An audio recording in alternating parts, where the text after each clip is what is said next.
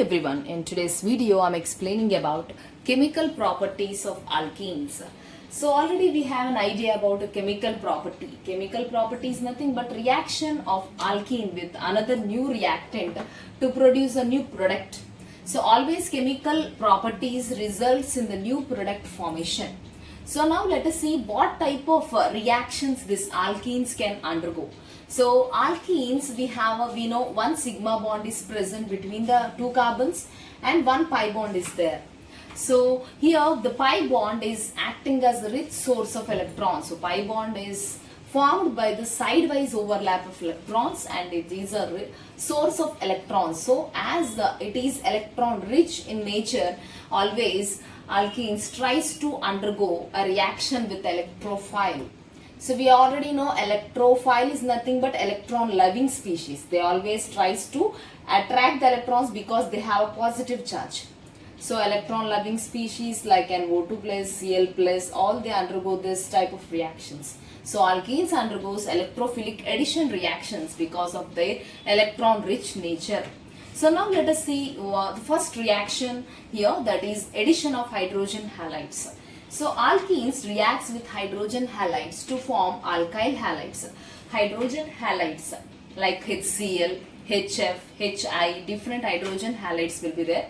So here firstly we are taking HX. Why we are taking X? X can be any halogen in this reaction. So alkenes readily reacts with this hydrogen halides and forms alkyl halides.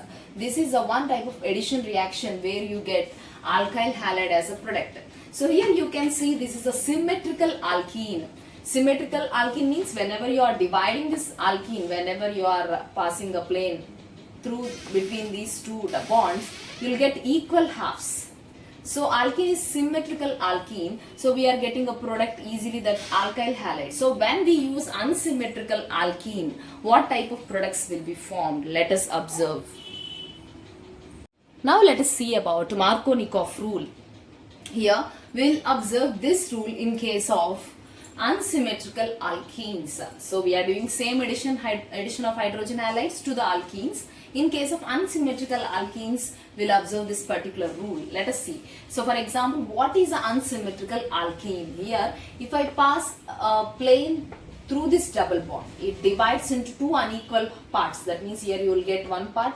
Here this part is different. Both are different parts you will get. So this is an example of unsymmetrical alkene, propene. So according to this rule, the negative part of the reagent is added to the carbon atom of the double bond which is having a least number of hydrogens.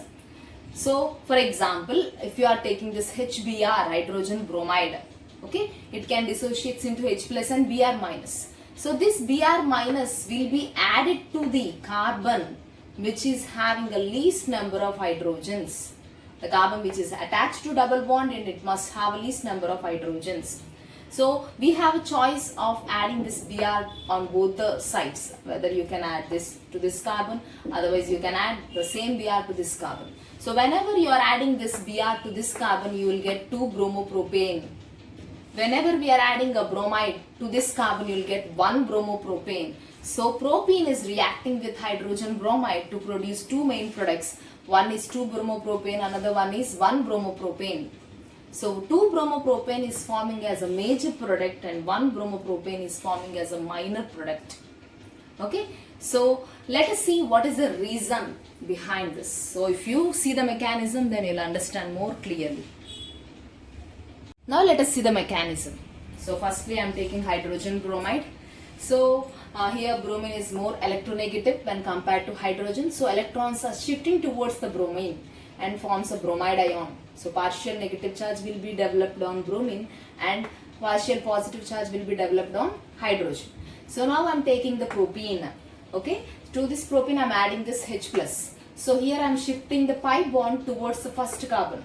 Okay, so this carbon gets negative charge, this negative charge and this hydrogen reacts with each other and forming a CH3 bond. Okay, carbon hydrogen bond is formed, here CH2 is converting into CH3. So as we are shifting this bond towards this carbon gets the positive charge. So we are getting a secondary carbocation as an intermediate. To this I am adding Br minus. This positively charged carbon reacts with Br minus and forming a 2-bromopropane.